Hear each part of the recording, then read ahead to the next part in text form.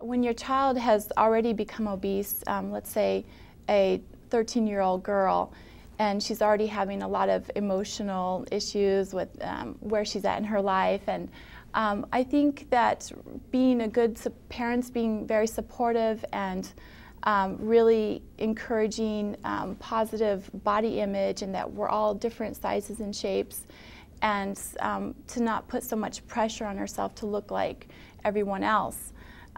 But that doesn't mean that you shouldn't address the obesity issue.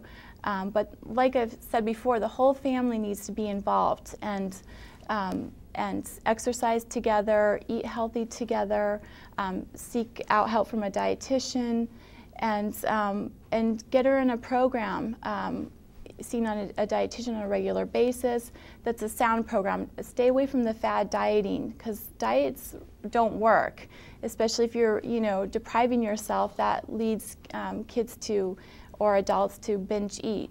So setting realistic goals and getting the whole family involved is very important.